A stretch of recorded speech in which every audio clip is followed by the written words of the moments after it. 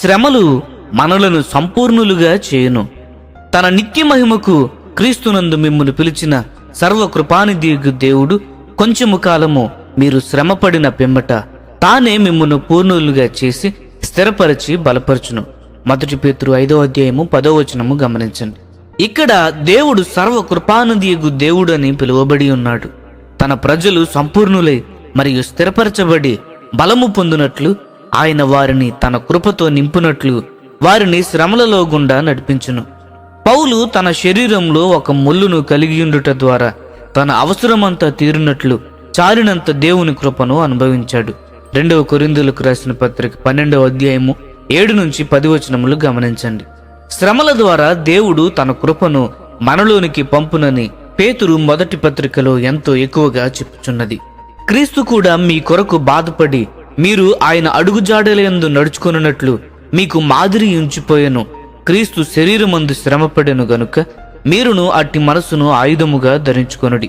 1 పేతురు 2:21-22 4 గమనించండి. మనము ఎప్పుడైనానో పాపము చేయకుండానట్లు శ్రమపడిన క్రీస్తు మనకు మాదిరిగా ఉన్నారు. మనలను పిలిచినవాడు పరిశుద్ధుడై ఉన్నట్లు దేవుని కృప మనలను పరిశుద్ధపరచును. 1 పేతురు 1:16 గమనించండి. మనము శరీరమందు శ్రమపడిన ఎడల పాపము చేయుట నుండి విడుదల పొంది ఇక మీదట దేవుని చిత్తమునే చేయుదుము. శరీరమందు శ్రమపడుట అనగా మనకు రోగము వచ్చుట కాదు. ఎందుకనగా ఆ విధముగా ఎవరు పాపము చేయుట మానలేదు. క్రీస్తు నిమిత్తము కొట్టబడుట లేక హింసింపబడుట ద్వారా కూడా పాపమును మానలేము. దేవుని చిత్తమునకు వ్యతిరేకమైన మన స్వచిత్తమును ఉపేక్షించుట ద్వారానే పాపము ఒక విధమైన సంతోషాన్ని ఇచ్చును. ఆ సంతోషమును తృణీకరించుటయే శ్రమపడుట. మనము ప్రతి పరిస్థితిలో శ్రమపడుటకు ఇష్టపడిన ఎడల అప్పుడు పాపము చేయటం మానుదుము. మనము ఇష్టపడిన ఎడల దేవుడు మనకు సహాయమును చేయను. నిజానికి ఆయనే మనము ఇష్టపడినట్లు చేయను. ఫిలిప్పీలకు రాసిన పత్రిక 2:12-13 గమనించండి. కానీ అనేక సార్లు మనము ఆయనతో సహకరించము. అందువలన మనము ఓడిపోయిన వారముగా ఉందము. క్రీస్తు శరీరమందు శ్రమపడెను మరియు మనము కూడా అటువంటి మనస్సును ఆయుధముగా ధరించాలి. తన జీవితకాలమంతయు ప్రభు అయిన యేసు స్వచిత్తమును ఉపేక్షించుకుని జీవించారు.